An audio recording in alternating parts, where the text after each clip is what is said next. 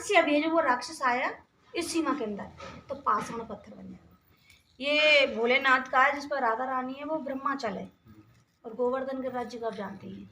ब्रज में तीनों देव पर्वत के रूप में वास करते हैं, ब्रह्मा विष्णु महेश।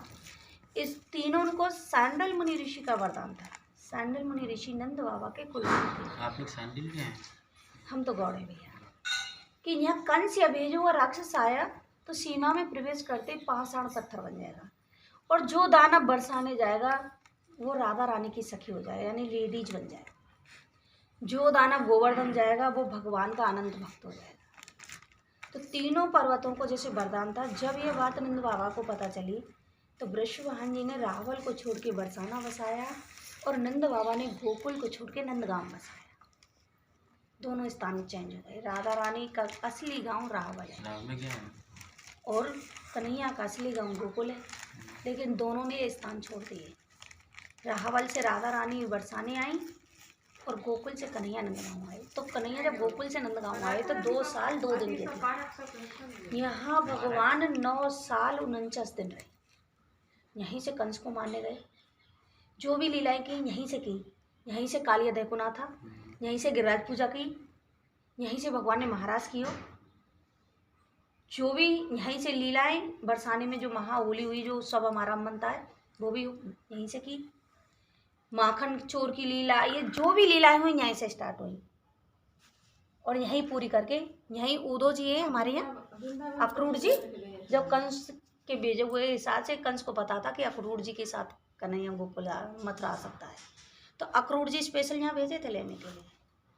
हमारे यहाँ आज भी वो वृक्ष है जिसके नीचे अक्रूर जी रो रहे थे कि मैं नंद बाबा थे कैसे कहूँ कंस का कन्हैया बुला रहा कि ये भी तो अक्रूर भी पता थी कि कंस मार दे वो, लेकिन अक्रूरा ये थोड़ी पता थी ये नारायण है।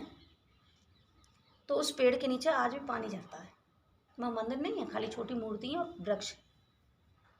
अक्रूर जी का मंदिर बोला जाता है हमारा। हमारे जैसे गांव के हिसाब से लोग पूजा करते हैं। यहाँ उदो जी का भी मंदिर है।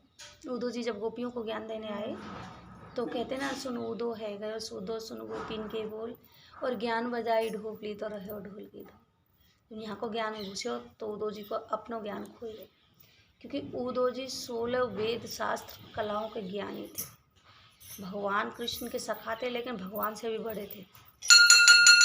उन्होंने अहंकार में कहा था ठाकुर जी से, तो उन गोपियों की मुक्ति क्यों नहीं करते जो हर वक्त बिलकती रोती फिप्याती ढूंढ रही हैं। तो भगवान ने कही इस काम को मैं नहीं कर सकता, मैंने प्रेम किया है। आप ज्ञानी हो, आप ज्ञान दिया, शायद आपका ज्ञान मिले तो उन्हें मुक्ति का मार्ग दिख जाए। तब उदो जी हमारे ब्रज में गोपियों को ज्ञान देने आए। तो भगवान की पोशाक में आए, भगवान के रथ में आए, जो मतलब उन्हीं के सब काम में। तो कुछ समय दूर तक जैसे जब उदो जी की शक्ल ना देखी तो गोपी ने समझी कि हमारा कन्हैया लौट आया, तो सब उस रथ से चिपट गई। और जब उदो जी की शक्ल देखी तो सब अलग हट गई। तब उदो जी ने पूछी कि तुम ऐसे क्यों हट गई? कि हमने ये सोची कि शायद हमारे कन्हैया हमारी सौदागरी वापस आए हो, लेकिन ये नहीं पता था कि वो इतना कायर है, अपनी जगह अपने दोस्त को भेज दिया। हम किसी दोस्त से मतलब नहीं रखते, क्योंकि हमारा तो कन्हैया एक है, एक ही रहेगा। तो गोपीन से कही उदो जी ने कि गोपियों में तो तुम्हें ज्ञान देने आया हूँ, और मेरे जो ज्ञान को आप प्राप्त करोगे तो आप जीवन का मुक्त से भी मुक्त कर दोगे।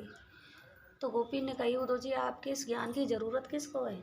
हमें तो यही शरीर चाहिए, कम से कम इस शरीर में रहेंगे तो हम अपने कन्हैया से प्रेम तो करते रहेंगे। फिर क्या पता कैसा जन्म मिले, कैसी शरीर मिले, कौन सा कहाँ मिले, हमें हमारा गोविंद मिले कि ना मिले। तो हम इस शरीर को नहीं त्याग, और जब हम शरीर को त्यागना ही नहीं चाहते तो ज्ञान की क्या ज़रूरत है? हम तो इसी शरीर में अपने केशव के संग रहना चाहते हैं। उदो जी ने कही जो आप बिलक रही हैं, रो रही हैं, भटक रही हैं, इससे तो मुक्त हो जाओगे। कि कौन कहता हम रो रहे हैं? कौन कहता उदो जी हम रो रहे हैं? हम कहाँ रो रहे हैं, हम तो अपने केशव की माला फेर रहे हैं। किसी दिन को तो सुध आएगी उसे और हमसे मिलने जरूर आएगा। अच्छा, तो बोले कि नंद भवन पहुंचा दोगे? उदो जी आप इतने बड़े योग्य नहीं हुए जो हमारी यशोदा मैया और नंद बाबा से मिलने जा सकते। कि नहीं, एक बार तो मुझे मिला दो, हम आपको मिला देंगे, लेकिन आपने ये जो ज्ञान वाली बात हमसे की है, कृपा है हमारी मैया से मत। हमारी यमुना जी का भैया खारा पानी नहीं था, पहले मीठा पानी था। लेकिन जब भगवान चले गए तो गोपी ग्वाल नंद बाबा सब इतने रोए कि रोते रोते यमुना जी का पानी खारा पड़ गया। मोरी चलने लग गई थी जब यहाँ से भगवान गए थे मथुरा से द्वारका, तो इतने रोए कि यमुना जी का खारा पानी हो गया।